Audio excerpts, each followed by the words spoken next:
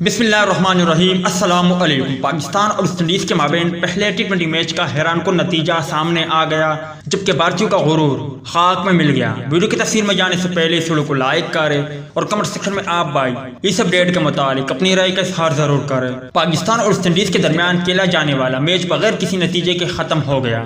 بارش کے باعث صرف ایک اننگز ممکن ہو سکا، جس میں ویسٹ انڈیز کی ٹیم نے مقررہ 9 اوورز میں 5 وکٹوں کے نقصان پر 85 رن بنائے تھے، جس پر بابر اعظم نے بھی مایوسی کا اظہار کرتے ہوئے کہنا تھا کہ اگر میچ ہو جاتا تو بہت اچھا ہوتا، مگر پھر بھی یقینی طور پر یہ ہمارے لیے جیت ہے کیونکہ ہم پلان کے مطابق کھیلے۔ پاکستانی بولنگ اٹیک نے بہت عمدہ بولنگ کی، خاص طور پر ینگ محمد وسیم جونیئر، حسن علی نے۔ محمد وسیم جونیئر کی بات کریں تو انہوں نے عمدہ بولنگ کا مظاہرہ کرتے ہوئے کرس گیل کی وکٹ حاصل کی، جبکہ اس کے علاوہ انہوں نے ویسٹ انڈین بلے بازوں کو کافی پریشان کیا، جبکہ لینڈر سمتھ کو باؤنسر بھی دے مارا، جس سے وہ انجری کا شکار ہو کر گراؤنڈ سے باہر چلے گئے، جس پر بابر اعظم کا کہنا تھا کہ پہلا ٹی20 میچ بغیر کسی نتیجے کے ختم ہونا افسوس کی بات ہے، مگر مجھے خوشی ہے کہ پاکستانی بولنگ اٹیک نے بہت عمدہ بولنگ کی، اور اگر اس میچ کا نتیجہ سامنے آتا تو یقینی طور پر پاکستان ٹیم اس میں کامیابی حاصل کر لیتی۔ جبکہ دوسری جانب بھارت کو اس کا غرور لے ڈوبا۔ بڑے دعوے کے بعد سری لنکا کے ہاتھوں عبرتناک شکست۔ سری لنکا نے دوسرے ٹی20 میچ میں بھارت کو 4 وکٹوں سے شکست دے دی۔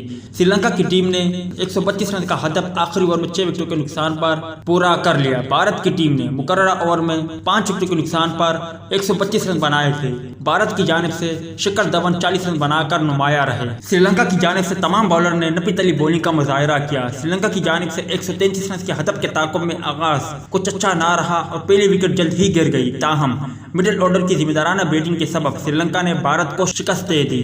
واضح رہے کہ ایک روز قبل ہی بھارتی آل راؤنڈر ہاردک پانڈیا نے کہا تھا کہ ہم مزید 2 ٹیمیں بنا کر دنیا کا کوئی بھی ٹورنامنٹ جیت سکتے ہیں۔